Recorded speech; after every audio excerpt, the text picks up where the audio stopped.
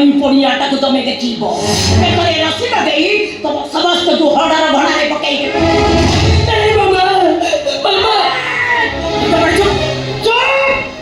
ଲକ୍ଷଣୀୟରେ ଦୁର୍ଭାଗ୍ୟକୁ ମୋ ଭାଗ୍ୟ ସହିତ ସଂଯୋଗ କରି ମୁଁ ହତଲକ୍ଷ୍ମୀ ହବାକୁ ଚାହେଁନି। ଚାଲ ମୋ ସହିତ। ଆରେ ମୋ କଥା ଟିକେ ଶୁଣ।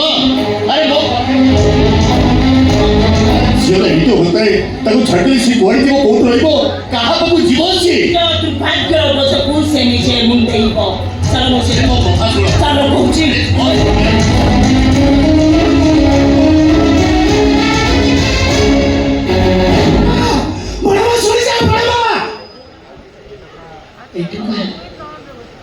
ସମସ୍ତେ ଚାଲିଗଲେ, ତୁ କାହିଁକି ଠିଆ ହେଲୁ? ଯାଉନୁ। ଯିବି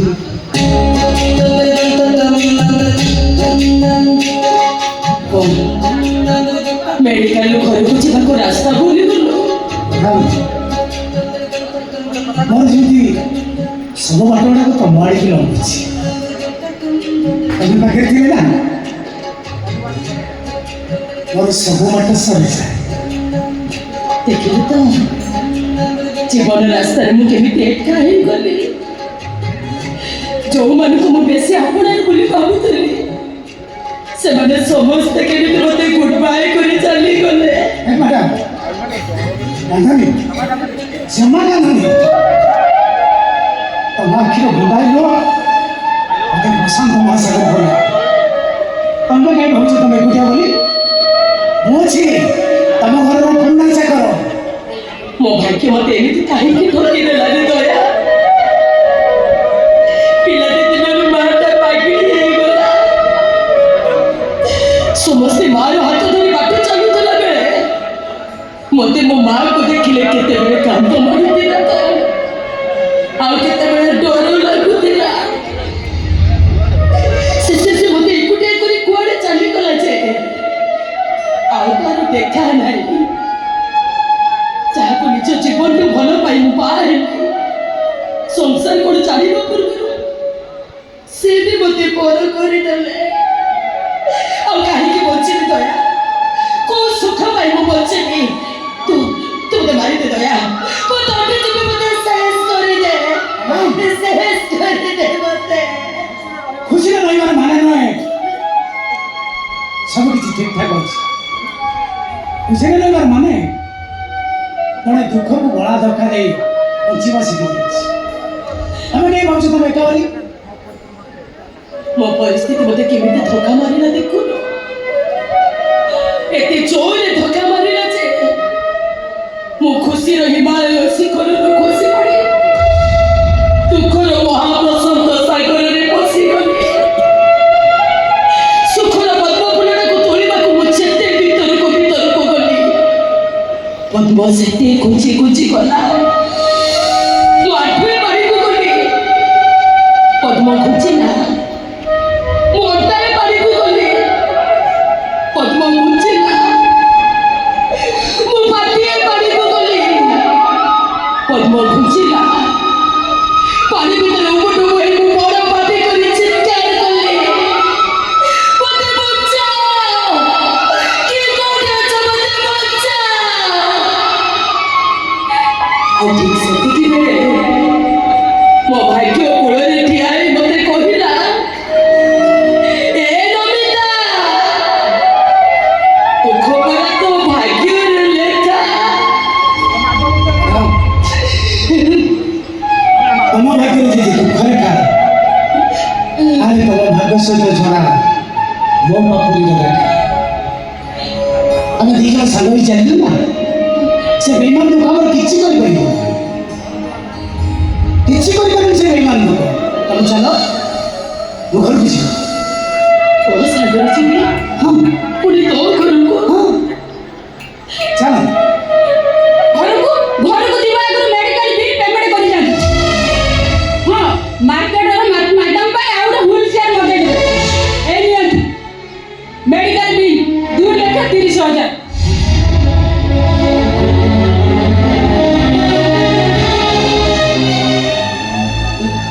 ଏତେ ଟଙ୍କା ତୁ ଯା, ମୁଁ ଦେଇଦେବି।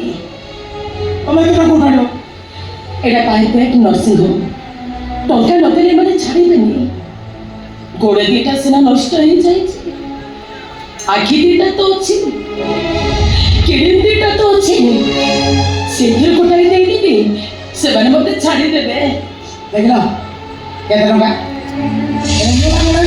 ଦେଖ ଏତେ ଟଙ୍କା ତୁ କୋଉଠୁ ଆଣିଲୁ 3 ଲକ୍ଷ ଟଙ୍କା ମୋ ପାଖରେ ଅଛି ମୁଁ 3 ଲକ୍ଷ ଟଙ୍କା ମାଲିକ କହିଲେ ନା ଆଖି କିଡନି ଦେଇଦିଅ ତମେ ଏଇଟା ମୁଁ ଯାଉ ସାଙ୍ଗେ ସାଙ୍ଗେ ବିଲ୍ ପେମେଣ୍ଟ କରିକି ଅଛି ବେଶୀ ବରା ଦୟା ଦୟା আমি শুনে যা দয়া তোর কথা ଟିକେ শুনে যা ମ୍ୟାଡ଼ାମ ଆପଣ ଦେହ କେମିତି ଅଛି ଭଲ ଅଛି ଭାଇ କହୁଥିଲେ ଆପଣଙ୍କ ଅଣ୍ଟା ଭାଙ୍ଗି ଯାଇଛି କିନ୍ତୁ ବ୍ୟସ୍ତ ହୁଅନ୍ତିନି ଭଗବାନ କରିବେ ସବୁ ଠିକ ହେଇଯିବ ଭାଇ କୁଆଡ଼େ ଗଲେ କି ଭିତରକୁ ଯାଇଛି ଯାହା କୁହ ତମକୁ ଦେଖିଲେ ସବୁ ଭୁଲିଯିବ ଟଙ୍କାଟା ଏତେ ଗୁଡ଼େ ଟଙ୍କା ଧରି ପାଖରେ ବୁଲୁଛି ଆଜିକାଲି ଯୁଗ ଯେମିତି କେହି ଯଦି ଟଙ୍କାଟା ନେଇଯିବ ନା ଗଲା ସମସ୍ତଙ୍କ ଭବିଷ୍ୟତ ଅନ୍ଧାର ଟଙ୍କା ମୋ ସ୍ୱାମୀଙ୍କର ପୋଲିସ ଚାକିରି ହେଇଯାଇଛି ଆଇନ ମନ୍ତ୍ରୀ କହୁଛନ୍ତି 3 ଲକ୍ଷ ଟଙ୍କା ନେବେ ଆଜି ଟଙ୍କା ଦେଲେ ଜୟଙ୍କର ଚାକିରି ହବ ଫାଇନାଲ ତାମାନେ କୁହନ୍ତୁନି ମ୍ୟାଡ଼ାମ ଆମର ତ ଟଙ୍କା ନାହିଁ ମୋ ଶାଶୁ ଶ୍ୱଶୁର ଚାହାନ୍ତିନି ଜୟ ଓଡ଼ିଶାରେ ରହନ୍ତୁ କି ଚାକିରି କରନ୍ତୁ ସେଇଥିପାଇଁ ସେମାନେ ଟଙ୍କା ଦେବାକୁ ସଫା ସଫା ମନା କରିଦେଲେ ବାଧ୍ୟ ହୋଇ ମୋ ଦୟା ଆମ ଘର ଜମି ବନ୍ଧକ ଦେଇ 3 ଲକ୍ଷ ଟଙ୍କା ଆଣିବାକୁ ଯାଇଥିଲା ଅପେକ୍ଷା କରିଛନ୍ତି ଟଙ୍କା ନେଇଯିବେ ହେଲେ ସେ ଆସି ଡାକ୍ତରଖାନାରେ ସବୁ ତମରି ଆସିছে ଭାଇ ତତେ କଣ ଯେ କହିବି ତେଲୁଗୁରେ ଟଙ୍କା ଦେଲୁ ଭାଇ ଏମିତି ତଳକୁ ମୋ ଉପରେ ଠିଆ ହେଇଛି କଣ ଟଙ୍କା ଦିଏ ଜୟ ଅପେକ୍ଷା କରିଛନ୍ତି ମନ୍ତ୍ରୀ ଲୋକଙ୍କୁ କଥା ଦେଇଛନ୍ତି 2ଟା ବେଳେ ଟଙ୍କା ଦେବେ ଏଇଠି ତ 2ଟା ବାଜିଗଲାଣି ଶୀଘ୍ର ଦେବୁ ସେ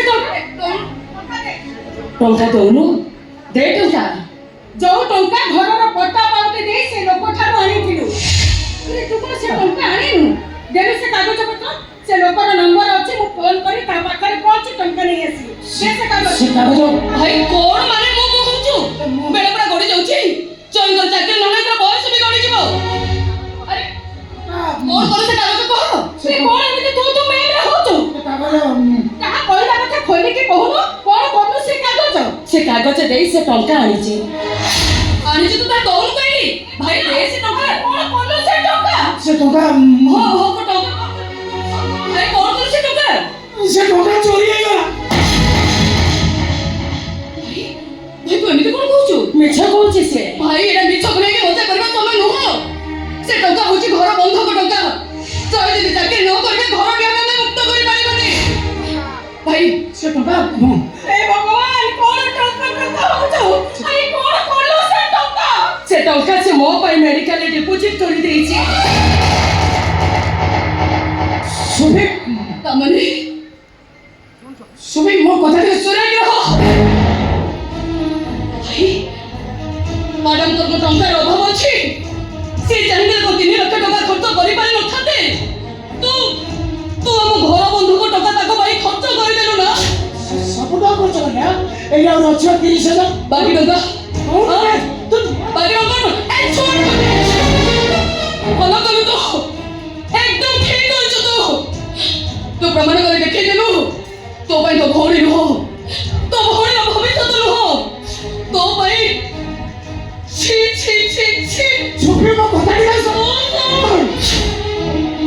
ଆଜିଠାରୁ ତୁ ମୋର କେହି ନୁହଁ ଘର ତ ଗଲା ସ୍ୱାମୀଙ୍କର ଚାକିରି ଗଲା ମୋ ଭବିଷ୍ୟତ ବି ଗଲା ଆଉ ତୋ ପାଇଁ ତୋ ଭଉଣୀ ବି ମରିଗଲା ତୋ ଭଉଣୀ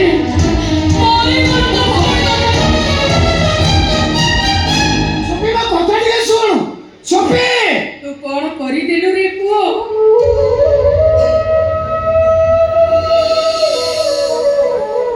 ଜାଣି ଶୁଣି ମୋ ଝିଅର ଜୀବନ ବର୍ବାଦ କରିଦେଲୁ ଜୟ ଚାକିରି କରିଥିଲେ ସେ ଖାଲି ଭଲରେ ରହିନଥାନ୍ତେ ବନ୍ଧା ପଡ଼ିଥିବା ଘର ଢିଅଟା ମୁକାଳିଥାନ୍ତେ ତୁ ଯାହା କଲୁ ଆମେ ଦୁନିଆରେ ରହିବା ତ ଆରେ ତୋ ବାପାଙ୍କର କଣ ଅଭାବ ଅଛି ସେ ତ ଚାହିଁଲେ ଡାକ୍ତରଖାନାଟାକୁ କିଣି ଦେବେ ତାଙ୍କ ପାଇଁ ତୁ କିଛି ଭଲ କଲୁନି ରେ ପୁଅ ତୁ କିଛି ଭଲ କଲୁ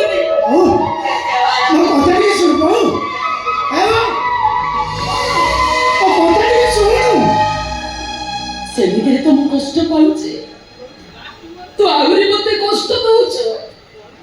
କଣ ଦରକାର ଥିଲା ମୋ ପାଇଁ ଟଙ୍କା ଡିପୋଜିଟ କରିବା? ଯାଉନୁ ତାକୁ ବୁଝେଇବୁ, ଯା। କେମିତି ବୁଝେଇବୁ? ଯାଉନୁ। ବେଶୀ ଦେଖେ ହଉଛି। ମ୍ୟାଡ଼ାମ ଚାଲିଯିବ ତ? ଯାଅ ଚାଲିଯାଅ। ହେଲେ ମୋ ଜମିଟା ଟଙ୍କାଟା ମୋତେ ଦେଇଯାଅ। ମୁଁ ତତେ କହିନଥିଲି ମୋ ପାଇଁ ଟଙ୍କା ଡିପୋଜିଟ କରିବାକୁ? ସେ ଗାଡ଼ିଟା ମେଡ଼ିକାଲ ମାନଙ୍କୁ ସେଇଟାକୁ ଦେଇଯାଅ। ନେଇଯା, ଦେଇଦବୁ।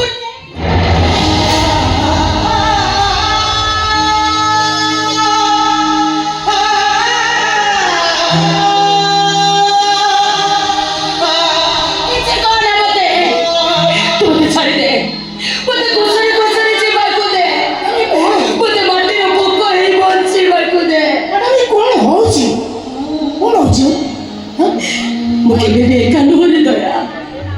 ମୁଁ କେବେ ବି ନିଜକୁ ଏକା ଭାବିବିନି। ମୋ ସାଥିରେ ମୋ ଲୁହ ଅଛି, ମୋ ଦୁଃଖ ଅଛି। ମୁଁ କାହିଁକି ଏକା ହେବି? ସେ ଲୁହ ହେଉଛି ମଣିଷ ପ୍ରଥମ ଶତ୍ରୁ। ମ୍ୟାଡ଼ାମ ମୋ ପାଖରେ ଗୋଟେ ମନ୍ତ୍ର ଅଛି। ସେ ମନ୍ତ୍ର ପଢ଼ିଲେ ନା ଦୁଃଖ ଆଉ ଲୁହ ସବୁ କୁଆଡ଼େ ପଡ଼ିବ। ସତରେ ଯାହା କହି ମାନିବ ମାନିବ। ସତରେ ତ? ମୋ ବୋଉ କହୁଥିଲା ଲୁହ ହସ ଆଉ ଖୁସି ଦୁଃଖ। ଚାଲ ଆମେ ଦୁଇ ଜଣ ସାଙ୍ଗ ହୋଇ ସେ ଲୁହ ଆଉ ଦୁଃଖକୁ ଗୋଡ଼େଇବା। କେମିତି? ହସିବା, ଏତେ ଜୋରରେ ହସିବା ଯେ ସେ ଲୁହ ଆଉ ଦୁଃଖ ଆମ ପାଖରୁ 100 ଯୋଜନ ଦୂରକୁ ପଳେଇବ। ହସିବା, ଦେଖିଲେ ମୁଁ ହସି ହସୁନ।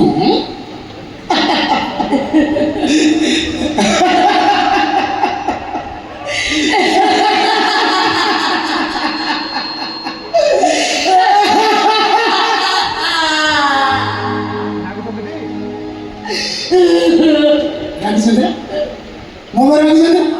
ମୁଁ ଜାଣିଛି ମୋ ଉପରେ ଏତେ ରାଗିବ। ଟିକେ ସମୟ ପରେ ମୋତେ ପ୍ରଶଂସା କରିବେ, ମୋ ପାଇଁ ତାଳି ମାରିବେ। ଦେଖିବ କେମିତି ତାଳି ମାରିବ ମୋ ପାଇଁ? ଦେଖିବ ଦେଖିବ ମୋ ପାଇଁ କେମିତି ତାଳି ମାରିବ?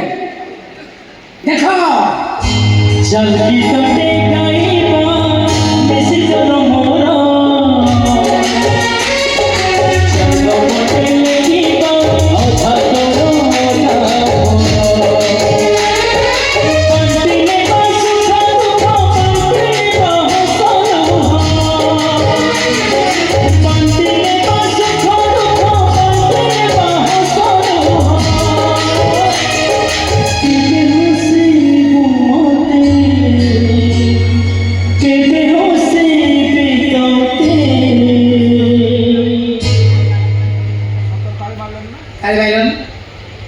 ପରିଶ୍ରମ କରିନି ତମକୁ ଏଇ ତାଳି ମାରିବ।